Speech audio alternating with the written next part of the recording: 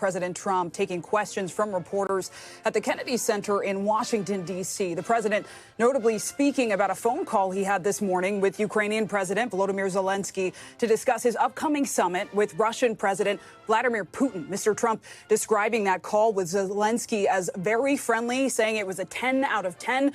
The president also said after Friday's summit with Putin, there could be another meeting with all three leaders, himself, Zelenskyy, and Putin. Of course, the president also repeatedly calling it President Biden's war. Of course, that war beginning when Russia invaded Ukraine. So let's get to senior White House correspondent Gabe Gutierrez, who joins us now from the Kennedy Center. Gabe, walk us through the highlights here.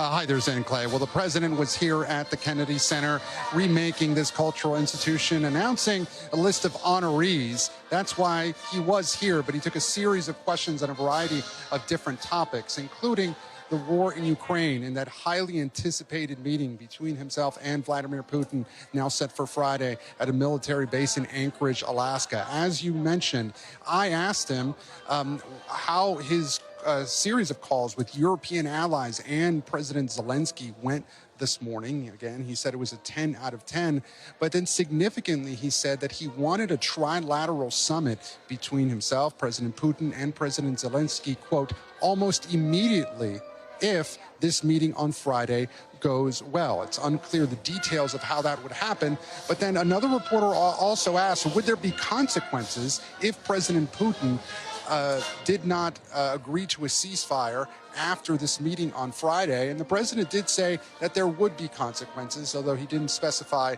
which ones. Now, there was also significant news made on another front. The president also fielding questions about the federalization of the D.C. police force and also the deployment of hundreds of National Guards members here to the nation's capital. The president suggesting for the first time that this takeover would last longer than 30 days, which is what he would the shortest amount of time he would need without congressional approval. But the president saying that he could call a national emergency, but also suggesting that even if he didn't do that, that Republicans in Congress would go along with his efforts to, in his words, eliminate crime from the nation's capital. So again, on those two fronts, his meeting on Friday with Vladimir Putin and also the takeover of D.C., some news out of this news conference that just wrapped up moments ago here at the Kennedy Center's in play.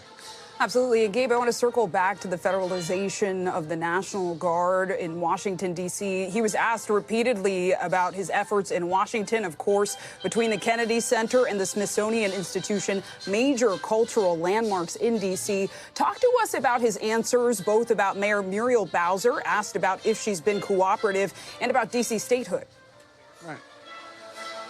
Look, the president saying that Mayor Bowser has been cooperative, calling her a very nice woman, saying that they've worked well together since he's been in office. However, the mayor overnight saying she has been striking a cooperative tone with the president, but she did say and did refer to this takeover of the D.C. police as a, quote, authoritarian push. Now, the president essentially saying that his administration wants to come in and surge resources here and use D.C. as a model across the country. Of course, major cities across the country are not like D.C. There would be more obstacles for any federal takeover of any law enforcement operations elsewhere in the country, but it's the president's, what the president is trying to say is that he wants D.C. to serve as a model for policy changes, potentially elsewhere, in New York, in Chicago, to eliminate cashless bail, in his words, and other reasons for what he sees as a spike in crime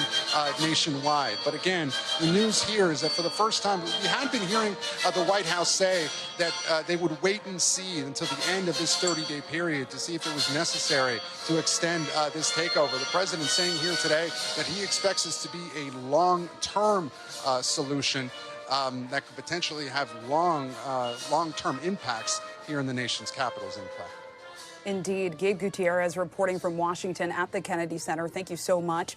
We thank you for watching. And remember, stay updated on breaking news and top stories on the NBC News app or watch live on our YouTube channel.